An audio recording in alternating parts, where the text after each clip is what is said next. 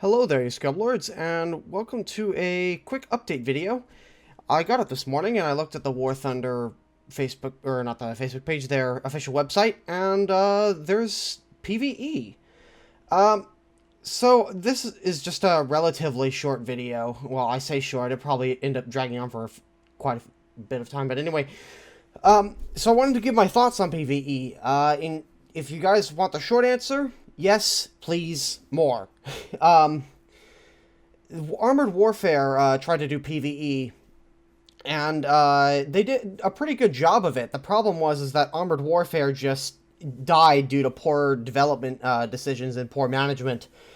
And War Thunder has done some PvE events in the past. I think they did one for I think it was a couple of years ago for the I think it was like the 75th anniversary of the Battle of Berlin or something like that, or the end of World War II or something.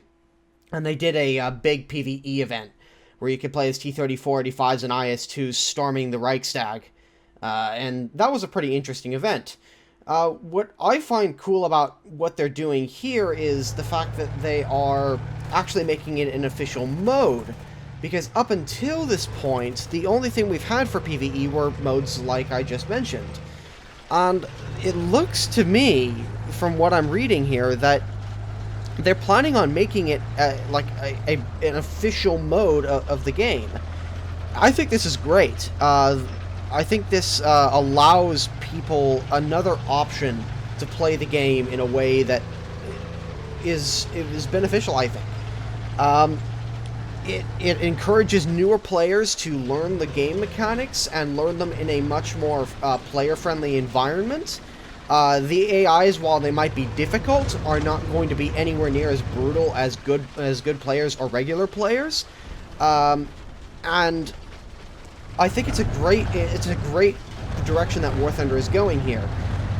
It encourages. This will encourage the use of team play, hopefully, depending on the way this actually plays out.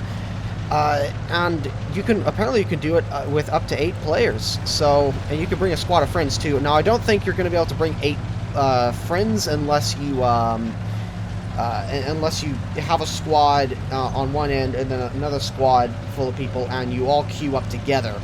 The likelihood of that happening is probably pretty slim. However, they're giving you options here. They say you can bring any vehicle of any nation, which is great. Thumbs up there, Gaijin. All vehicles in all slots participate in this battle, so you can use... so all of the vehicles in your lineup can be used once, from what I'm reading here. And you can bring up to 11 machines or even more if you have backups. So 11 respawns? That's actually quite cool. The battle rate is defined by the vehicle with the highest battle rating, which is very, very much like the regular random battles, so that's good for newer players so that they can learn the matchmaking mechanics of the game. Let's see here, what else?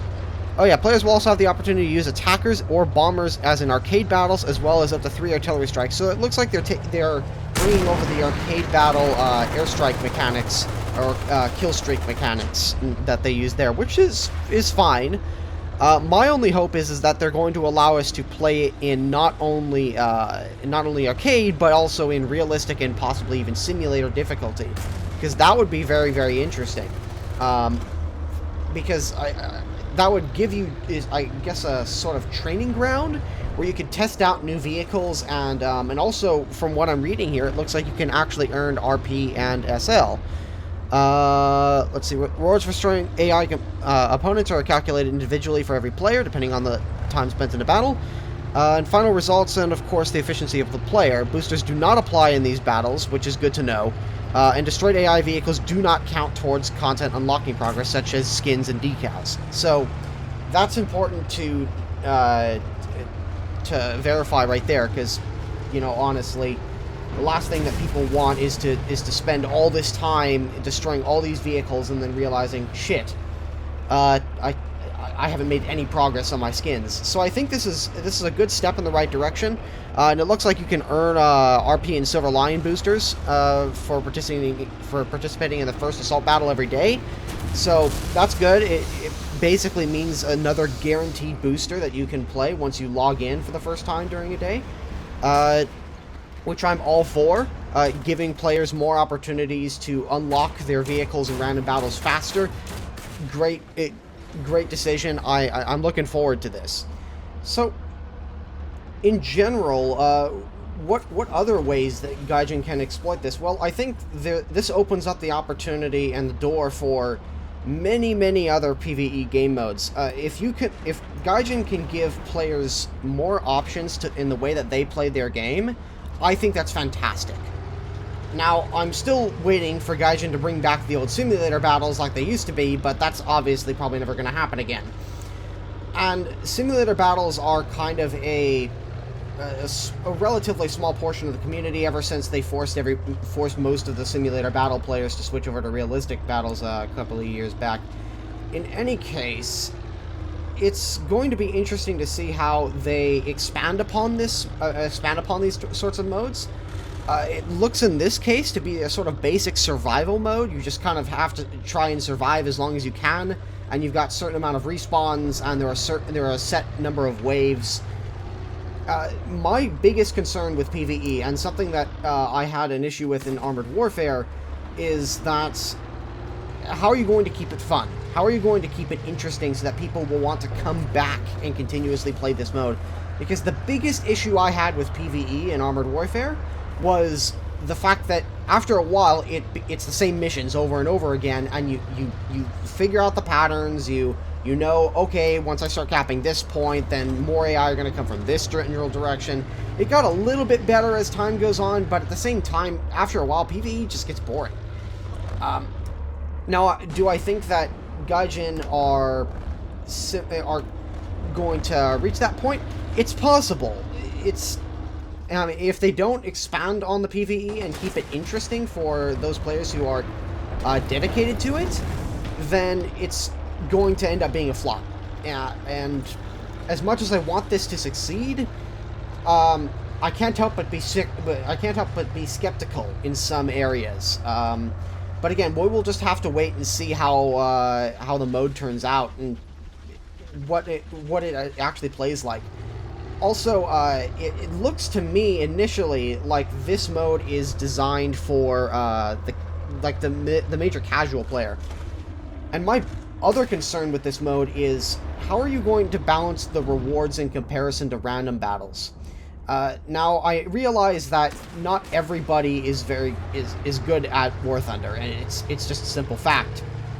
And I know that a lot of people really struggle with playing random battles against other players. And I think that this would be a great alternative mode where those players can go in and just play a few battles and still earn enough RP and Silver Lions, possibly, to finance and to progress through the game. Now, do I think that... And basically what I'm saying is that if they're going to go all in on this PvE game mode, and they're going to add PvE to the game, they need to make it as profitable to play PvE as random battles. Or do something similar to what Armored Warfare did. It was fully possible to get from Tier 1 to Tier 10 in Armored Warfare with just playing PvE and never having touched PvP. Now, in PvP, you can get higher spikes, meaning that you can get those fantastic games in PvP that you simply could not get in PvE. PvE, there was sort of a hard cap on about how much you could earn in a battle, but it was more consistent. You were more likely to gain that amount of research and experience than you are in, say, a regular random battle. So I'm interested to see how War Thunder balances the rewards. Giving people extra boosters is a great way to get them to just at least play PvE, but I think what's really going to keep people playing PvE are the rewards. That and keeping it interesting.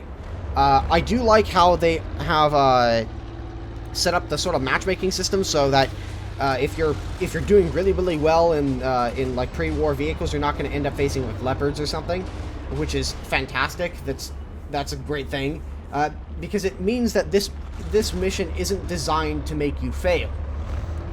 This mission is designed to challenge you, and that's there's a major difference between those two.